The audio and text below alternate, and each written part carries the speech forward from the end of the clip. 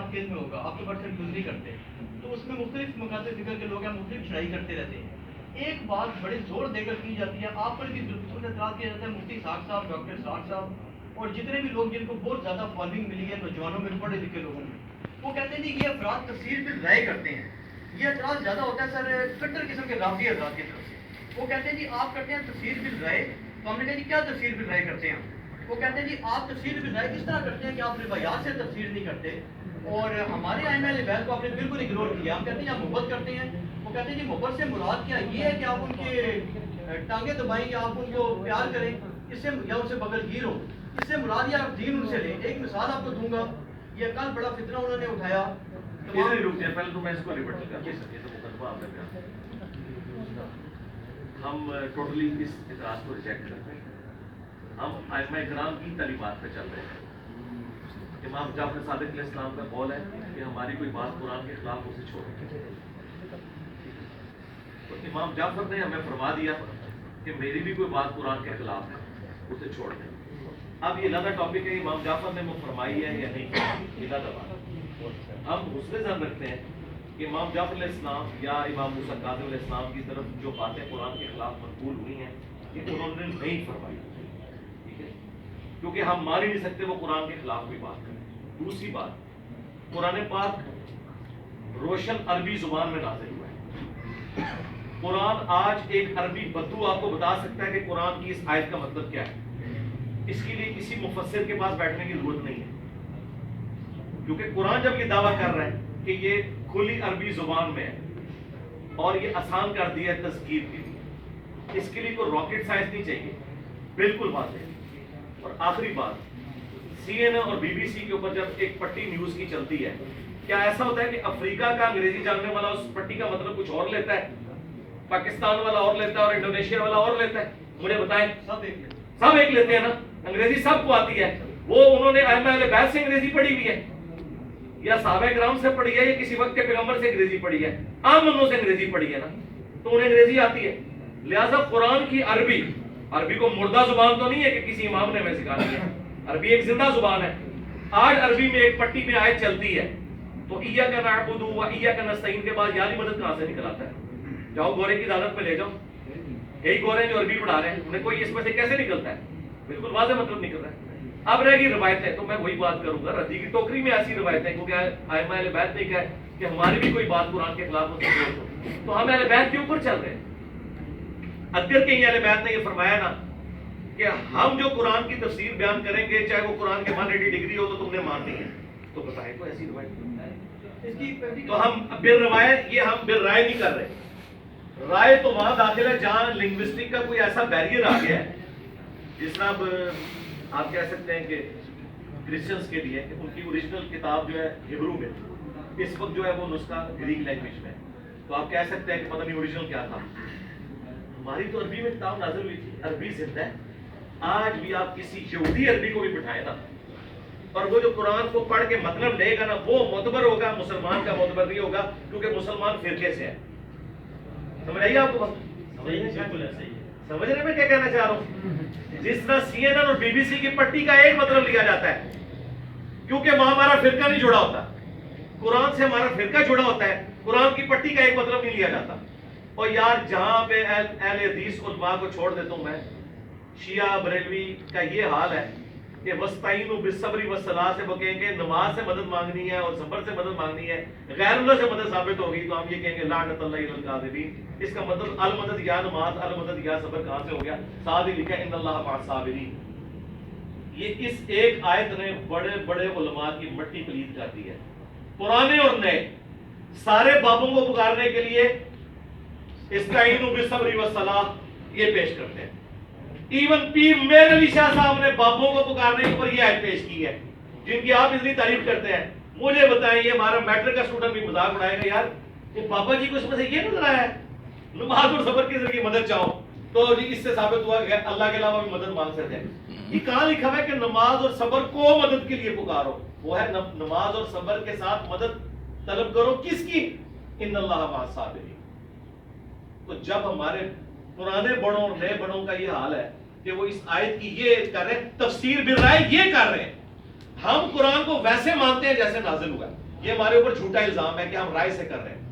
یہ کہتے ہیں جو قرآن کا مطلب اچھل اچھل کے نکل رہا ہے وہ آپ نے نہیں لینا, اس کے بالکل اپوزٹ لینا ہے جو ہمارے بابوں نے بتایا. تو رائے تو تمہارے بابے کر کے گئے ہیں نا, تو ہمارا تو عقیدہ آپ کو واضح پتا ہے کہ میرے نبی صاحب ہے ہی کوئی نہیں, تیرے سارے بابے شاہی کوئی نہیں, شاہی لے لو بابے دبو اس کی پریکٹیکل ایگزامپل آپ کو دیتا ہوں جو کل کا ہی واقعہ ہے نا, اس کی نسبت سے ہے کہ کل کافی زیادہ واٹس ایپ گروپ اس پہ ہنگامہ تھا, پھر بعد میں کسی مولوی کسی بابے کا نام نہیں لینا, ہاں جنرل بات, ہم کسی کو یہاں سے فیم نہیں دینا چاہتے, نام نہیں لیتے. انٹرنیٹ کے اوپر بھی کافی زیادہ اس پر ڈیبیٹس وغیرہ کریں بات. ایک مثال وہ یہ مثال یہ تھی جی کہ انہوں نے کہا کہ یہ وزیر خم کی حدیث ہے نا, من کنت مولا فاضل المولا, اب اس میں ایک روپے جو نوز باللہ انکار ہی کر دے یا مانتے ہیں وہ ایک علیحدہ بحث ہے. انہوں نے کہا جی آپ اگر حضرت علی سے محبت کا بھی دعویٰ کرتے ہیں, سارا کرتے ہیں, آپ کا دعویٰ باطل, کیسے باطل ہے بھائی؟ وہ کہتے ہیں جی اس وجہ سے باطل ہے کہ اہل سنت کی روایات انہوں نے پیش کی اور اہل تشیع کی بھی پیش کی.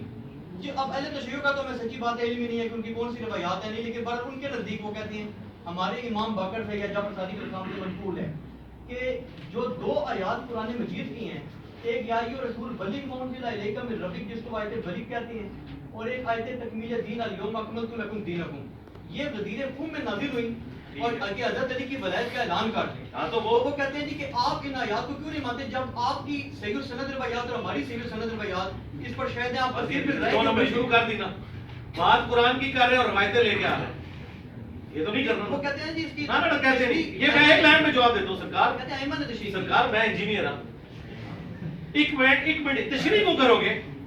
اتنا بڑا عقیدہ کہ رسول اللہ کی ختم نبوت کے بعد آپ نے امامت کو دنیا میں رائج کرنا ہے, اللہ تعالیٰ کو یہ عقیدہ کم از کم قرآن میں رکھنا چاہیے تھا, کم از کم. جی وہ کہتے ہیں نا اماموں نے بتایا نا کہ آیت وہ سرکار اماموں نے بتایا تو قرآن کی طرح ہے, قرآن نے یہ آیت تو بتا دی, اس کے بعد جو عقیدہ بنانا تھا وہ کیوں نہیں بتایا؟ ختم نبوت بہت بڑا عقیدہ تھا, قرآن میں موجود ہے, اس کو حدیثوں پہ نہیں چھوڑا. مجھے آپ مسلمانوں کا ایک بنیادی عقیدہ بتائیں, بنیادی عقیدہ جس کے اوپر پوری کی پوری امت کھڑی ہوئی ہے اور اس کی جڑ قرآن میں موجود نہ ہو. تمام عقائد قرآن میں موجود. وہ تو کہتے ہیں کہ قرآن میں ہے ہی امامت, وہ تو کہتے ہیں آیات ساری اگر آپ قرآن کو کھولیں اللہ کے ہر بندے, جگہ امامت کے علاوہ اگر ہے ہی کچھ کوئی تراویح سے 20 تراویح ثابت کرے اور یو فون سے یو فون ثابت کر دے, قرآن یو فون بھی لکھا ہے. اس سے مراد لیتے ہیں کہ منصوص من اللہ ہی قرآن سے سب ثابت ہوتا ہے. یار ان کو چھوڑے یار, ان کو تو جن کو قرآن پڑھ کے یہی نہیں سمجھ آئی کہ ہم نے جو لوگ دنیا سے جا چکے انہیں مدد کے لیے پکارنا ہے یا اللہ کو پکارنا ہے, ان کی میں عقیدوں کے اوپر لعنت بھیجتا ہوں جن کو یہ بات ہی سمجھنا ہے. جس کو توحید سمجھنا ہے ان کے عقیدے پہ لعنت. آگے کیا چل رہا ہے؟ یہ لوگ ہمارے ساتھ بات کریں گے, وہ بات کریں کہ جو لوگ قرآن و سنت کی تعلیمات کو لے کے چل رہے ہیں. تو بنیادی چیز یہ ہے کہ یہ عقیدہ اتنا بڑا ہے. ختم نبوت کا تو عقیدہ آ گیا نا, ختم نبوت کی آیت مجھے بتا رہی ہے کہ نبی علیہ السلام کے بعد کچھ بھی نہیں. اب مجھے آپ قرآن سے کوئی آیت بتائیں جس کے بعد ہو کہ ختم نبوت کے بعد یہ چلے گا آگے, میں مان لوں گا. اس کے لیے اگر آپ روایتوں پہ آئیں گے پھر میں کہوں گا کہ مجھے کوئی چیز مجبور نہیں کرتی کہ میں کوئی ایسا عقیدہ جو قرآن کے خلاف ہے روایتوں کی بنیاد پہ رکھوں, اور وہ اتنا بنیادی عقیدہ ہے. چھوٹا موٹا عقیدہ ہو نا تو چلا لیں, کوئی مسئلہ نہیں, چلائیں, ایکسپلینیشن میں چلانا چاہتے ہیں. ختم نبوت کی آیت مجھے یہ مجبور کر رہی ہے کہ معاملہ ختم ہو چکے ہیں, آگے یہ معاملہ چلنا اللہ اور مخلوق کا ڈیوائن کوئی ریلیشن ہے اس کے بعد, دیٹس آل. اور یہ امام مہدی کا جو کنسیپٹ ہے کیا اس سے بعض لوگ یہ کہتے ہیں نا, وہ کہتے ہیں آپ اگر آخری کو منصوص من اللہ مانتے ہیں نہیں, ہم نہیں پہلے مانتے. کو کیوں نہیں مانتے؟ کیوں مانے؟ یہ مطلب ہے رافضی حضرات کہتے ہیں. سرکار کب بات ہے, پھر میں ان سے بات کروں گا. قرآن میں تو نہیں امام مہدی کا ذکر, روایتوں کی بنیاد پہ نا. تو جو شخصیت روایتوں سے ثابت ہو رہی ہے اس کو روایتوں والا ہی درجہ دے گا. ان سے بھی بڑی شخصیت ہمارے نزدیک عیسیٰ ابن مریم ہے نا. تو ان کے آنے کی خبر قرآن میں بھی موجود ہے کہ اہل کتاب میں سے کوئی نہیں بچے گا مگر ان کی موت سے پہلے عیسیٰ پر ایمان لے آئے گا, یہ موجود ہے. ہم اس عقیدے پہ بھی ایون کوئی اختلاف کرتا ہے نا تو یہ عقیدہ بھی ہم نے روایتوں سے جوڑ کے بنایا ہے, ایبسولوٹلی نہیں بنایا ہوا. لیکن اس عقیدے کے اوپر چونکہ اجماع امت چل رہا ہے اور ساتھ یہ بھی چل رہا ہے کہ عیسیٰ ابن مریم امتی کی حیثیت سے ہے, تو منصوص من اللہ تو ہم عیسیٰ ابن مریم کو بھی اس حوالے سے نہیں مان رہے کہ انہوں نے کوئی نئی چیز آگے بتا دی. یہ بتاتے ہیں کہ یہ دین کی وہ تشریحات کریں گے جو قرآن کے بالکل اپوزٹ ہیں. تو یہ تشریحات ائمہ اہل بیت نے نہیں کی. مجھے بتائیں ناج البلاغہ سے کیوں بھاگ رہے شیعہ؟ میں نے ناج البلاغہ سے عقیدہ امامت، ماتم، توحید، امام حسن کو 31 نمبر مکتوب لکھ رہے ہیں مولا علی کے، تو اس کی اولاد ہے جس نے فنا ہو جانا ہے، اس اللہ سے مانگ جسے موت نہیں ہے، اور وہ اللہ وہ ہے جس نے اپنے دربار کا کوئی دربار بھی مقرر نہیں کیا، اور اس نے اپنے تک پہنچنے کے لیے کوئی وسیلہ بھی ایسا نہیں بنایا کہ جس کا ہمیں پابند کیا ہو. اب مجھے بتائیں اگر مولا حسن کو مولا علی کہہ رہے ہیں کہ کوئی چیز نہیں بیچ میں ڈالنی، تو سب سے پہلے یا علی مدد کا نعرہ تو لگانا چاہیے تھا مولا حسن کو. اب یہ ناج البلاغہ میں 31 نمبر مکتوب میں نے تو نہیں گن پوائنٹ پہ داخل کروایا، یہ پہلے سے موجود تھا نا. اب جب یہ ساری باتیں آ رہے ہیں تو اب میں یہ باتیں بھی سن رہا ہوں جی ناج البلاغہ تو ثابت ہی نہیں مولا علی سے. بڑا اچھا ہو گیا، میں نے سنی شیعہ کا اجماع کروا دیا. سنی تو پہلے ہی کہتے تھے فراڈ ہے کتاب، شیعہ بھی کہہ رہے فراڈ. میں کہنا تم دو فراڈ ہو. ہاں اسی بلنے آنے ہیں مولا علی بھائی یہ عقیدہ کہاں سے آیا؟ قرآن میں ہی آئے گا. نہیں قرآن کی باطل تعبیر کے جو ہمارے ہاں جو پائی جاتی ہے شیطان سے آیا ہے. بڑا استاد جی یہ قرآن میں لکھا بھائی. سورہ حج کی آیت نمبر 52 ہے کہ ہم نے جب بھی انبیاء کے اوپر وحی کی نا، شیطان اس میں کوئی نہ کوئی مکسنگ کر دیتا تھا، پھر اللہ تعالیٰ حق کو واضح کرتا تھا. اب مجھے بتائیں کہ حضرت ابراہیم علیہ السلام امام الموحدین ہے نا، تو سارا شرک عرب میں کیوں تھا؟ وہ اولاد تھے بنو اسماعیل، شیطان نے لایا تھا. اور کیا اس میں کیا مسئلہ؟ علی بھائی ایک بات آپ سے کلیئر کرا لوں مزید اس میں ایڈیشن ہو جائے نا کہ جو قرآن مجید میں امامت کا ذکر تو ہے، بارہا ذکر ہے. میں پھر بات کروں گا آپ کو برا لگے گی، وہ امام ہم ہیں جو لوگوں کو دین سکھاتے ہیں. نہیں جو حضرت ابراہیم علیہ السلام کو آپ کو امامت تو سرکار تو ساتھ اس میں تھا کہ جو ظالم ہے ان کو عہد نہیں پہنچے گا.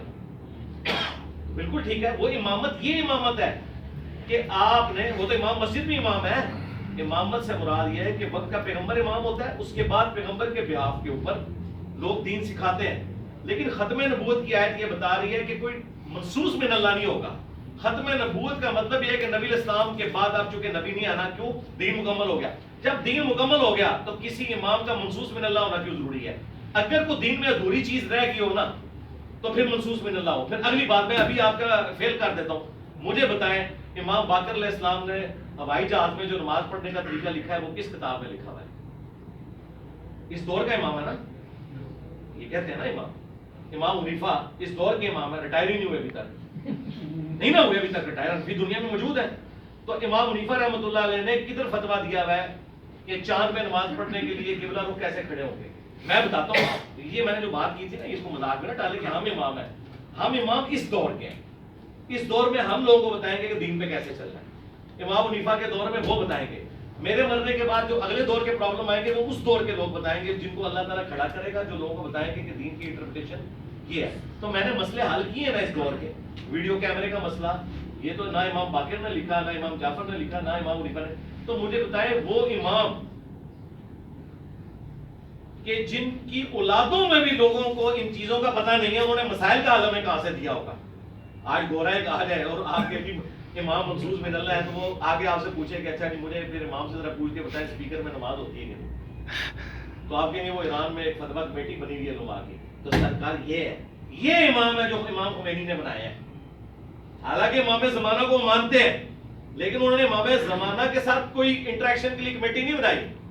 وہ ایران کی فتویٰ کمیٹی فتویٰ دیتی ہے، سعودی عرب کی فتویٰ کمیٹی فتویٰ دیتی ہے. تو ان انٹینشنلی انہوں نے خود مان لیا ہوا ہے. امام زمانہ سے کیوں نہیں پوچھ کے بتاتے؟ اس دور کے مسائل ہیں، امام زمانہ سے کیوں نہیں پوچھتے؟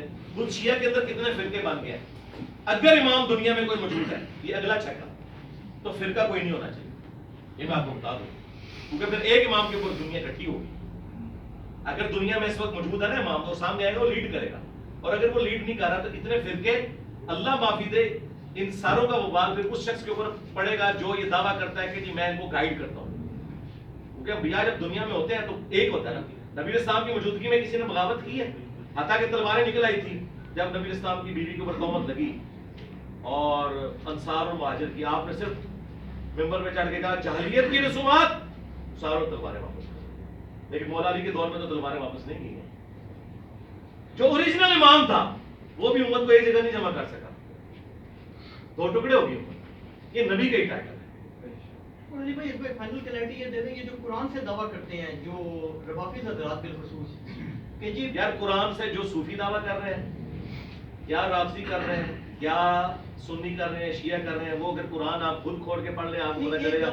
ایک دعویٰ علی بھائی یہ کرتے ہیں نا، وہ کہتے ہیں جی کہ آپ ہم پہ تو چڑھ چڑھ کر آتے ہو نا، لیکن آپ یہ بتاؤ کہ جو آپ کا موقف ہے کہ شورا ہوتی ہے یا لوگوں کے اختیار ہے یا جمہوریت کا سسٹم ہے، قرآن میں کسی جگہ بتا دو کہ اللہ نے کوئی نبی نوبل ایسے بنایا ہے یا کسی نبی نے جیسے حضرت داؤد نے جالوت علیہ السلام کو بنایا ہے. سوال ہی پیدا نہیں ہوتا، کہتے ہیں قرآن میں ایسا موقف بھی کوئی نہیں ہے. ہمیشہ ہر بندہ یہ موقف اس لیے نہیں ہوگا کہ رسول اللہ سے پہلے خاتم النبیین کوئی نہیں آیا. یہ آپ کو پہلے بھی میں نے سمجھایا. رسول اللہ سے پہلے آخری نبی اگر کوئی آیا ہوتا نا تو میں کوئی مثال دیتا. میں آپ کو کہاں سے مثال دوں؟ رسول اللہ کی تو مثال ہے ہی نہیں. آپ وہ شخصیت ہے جن کے بعد دروازہ نبوت ختم ہو گیا. آپ مجھ سے کہہ رہے ہیں کہ جو نبی علیہ السلام کا سٹیٹس ہے اس طرح کا سٹیٹس اگلے انبیاء میں سے دکھائیں کہ داؤد کا خلیفہ ہوا سلیمان، تو رسول اللہ خلیفہ اس لیے نہیں ہوگا کہ آپ خاتم النبیین ہیں، دین مکمل کر لیا. سلیمان تو اس لیے ہونے کہ اس لیگیسی کو آگے لے کے چلیں گے اور کوئی پرابلم ہوں گے ان کو سالو کریں گے. تو نبی علیہ السلام کو تو اللہ تعالیٰ نے قرآن دے دیا نا، محفوظ کر دیا اور آپ پہ ختم نبوت کر دی. ختم نبوت وہ ٹائٹل ہے جس نے سب کچھ ختم کر دیا. اس پوائنٹ کو سمجھنے کی اس پوائنٹ کو سمجھنے کی ضرورت ہے. اور یہ جو میں آپ کو عقیدہ بتا رہا ہوں یہ بخاری میں لکھا ہوا ہے. عبداللہ ابن ابی اوفا سے کسی نے پوچھا کہ کیا آپ نے حضور کے بیٹے ابراہیم کو دیکھا ہے جو اپنا آپ کا بیٹا تھا. حسن و حسین تو بعد میں منظر عام پہ آئے ہیں نا. نبی علیہ السلام کی جو اپنی اولاد ہے حضرت ابراہیم جن کی قبر ہے بقیع غرقد میں، تو انہوں نے کہا کہ حضور کا ابراہیم جو ہے وہ بچپن میں فوت ہو گیا تھا شیر خارگی کی عمر میں. اگر وہ بڑا ہوتا تو پیغمبر بنتا، لیکن وہ اس لیے فوت ہو گیا کہ رسول اللہ میں ختم نبوت ہو چکی ہے. اگر یہ ختم نبوت نہ ہوئی ہوتی نا تو حضرت علی کو تو چھوڑ دیں، پہلے تو ابراہیم بن محمد نے بننا تھا رسول اللہ کا جانشین. حضرت علی اور میر حمزہ کی باری تو بعد میں آنی تھی. اور علی بھائی اگر اس کو اس طرح سے نہ لیا جائے جیسے یہ جو پیش کرتے ہیں نا صحیح سند روایات علیہ سنت کی بقول ان کے، اور اللہ تشیعوں کا تو ہمیں پتہ نہیں ہے کہ وہ صحیح سند ہے یا نہیں، بلکہ پیش کرتے ہیں کہ غدیر خون پر یہ دو آیات اتری، ان کا شان نزول یہ ہے. اور اگر محسوس من اللہ کا عقیدہ نہ مانا جائے جیسے بعض زیادیہ وغیرہ بھی تو ہے نا، شیعوں میں بھی مختلف بنائے جو محسوس من اللہ اس طرح نہیں مانتے، تو پھر آپ کو اس پر اعتراض ہے یا آپ کو صحیح سند روایات کو پھر ریجیکٹ کریں؟ مجھے تو کوئی اعتراض ان کا شان نزول یہ ہے. میں تو کہتا ہوں اس امت کی بھی خاصیت ہے، بنی اسرائیل کی بھی خاصیت ہے کہ اللہ تعالیٰ اپنا امام اٹھاتا ہے. نہیں میں کہہ رہا ہوں جو اس کا جو ان دو آیات کا شان نزول، کیونکہ لوگ ایک بات کرتے ہیں نا، وہ کہتے ہیں جی کہ تکمیل دین ہو گئی ہے نا، تو وہ شاہ جی میں نے اتنا بڑا چھکا مار دیا ہے. تکمیل دین ہوئی تب ہے جب غدیر میں اعلان. شاہ جی میں آگے چلا گیا نا، میں تو اس سے بھی آگے چلا گیا ہوں کہ آپ جن اماموں کو محسوس من اللہ مان رہے ہیں ان سے مجھے ریل گاڑی میں نماز، ہوائی جہاز میں نماز، بلڈ ڈونیشن، اعضاء کی پیوند کاری، یہ سارے مسائل بتائیں. جدید دور تو آپ اگر ایماندار ہوں گے تو آپ کہیں گے تو یہ تو ان کو خود نہیں پتا، میں ان سے کہاں سے بتاؤں. ان کے دور میں اللہ کے بندو، آج سے 200-250 سال پہلے جنگوں میں لوگ خون نکلنے سے مر جاتے تھے کیونکہ پتہ ہی نہیں تھا کہ بلڈ کا گروپ بھی ہوتا ہے کوئی سسٹم. ہر دیکھو جڑے بزرگ دل دا حال جانتے سے انہوں بلڈ گروپ بھی نہیں نظر آتی. میں کہنا انگریزوں نے تھوڑا چھڑے ہی کچھ نہیں، پوری زندگی بابے مکے مدینے جاندے رہے حج واسطے، تیل کسی نوں تھلے نظر نہیں آیا. تیل 1960 اس کٹے آیا ہے انگریزوں نے، کتنے کرتے رہے. نہ دین کا کام ہو سکا اور نہ یہ معاملات جو انہوں نے ہمارے ساتھ جوڑے ہوئے تھے. ہم سمپل یہ بات کرتے ہیں کہ ہم آگے چلتے ہیں نا کہ کیا دین کی خدمت ہے. خدمت تو یہاں بیٹھا ہوں میں بتا رہا ہوں لوگوں کو دین. آپ ذرا بتائیں نا کون سا بتا رہا ہے جو آگے سامنے دین بتا رہا ہے، کدھر ہے. لیکن آج کے دور کے مسائل بتائیں. آج کے دور کے مسائل پھر آپ نے مجھ سے پوچھنا ہے یا سعودیہ کی فتویٰ کمیٹی سے پوچھنا ہے یا ایران کی فتویٰ کمیٹی سے پوچھنی ہے. تو منظور من اللہ میرا سی ہو گئے. نہیں اگر امام مہدی آ جائے پھر آپ سے پوچھیں گے ہم. نہیں امام مہدی سے کیوں؟ آپ جب وہ آئیں گے تو مجھ سے کیوں پوچھیں گے؟ میں خود ان کے ساتھ ہوں گا. پھر آپ ان کے ساتھ کیوں ہوں گے کہ محسوس نہیں ہے؟ محسوس کی وجہ سے نہیں. مقابلے پہ آ سکتے ہیں. کیوں مقابلے پہ آؤں گا؟ وہ اس لیے کہ میں احادیث کی بنیاد پہ انہیں سمجھتا ہوں کہ وہ رائے راست پہ ہوں گے.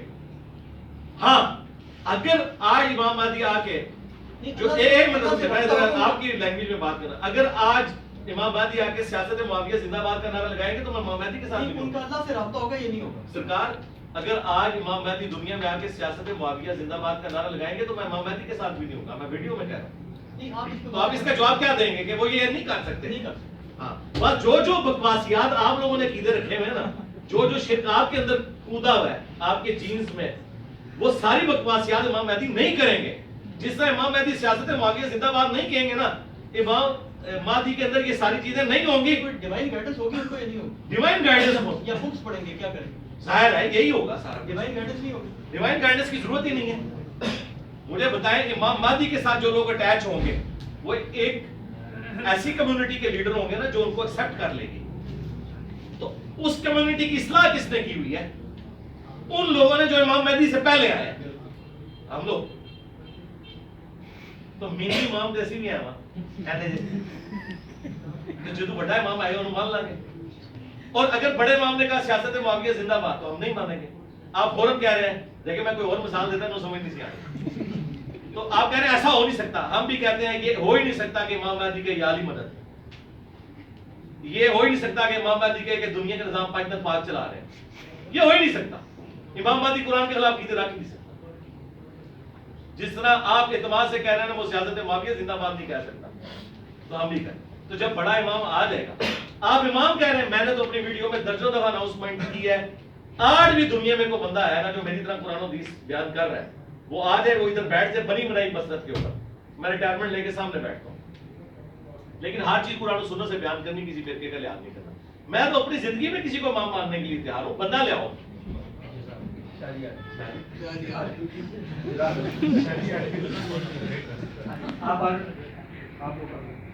عبد الرحمان ڈیلیٹ کرو.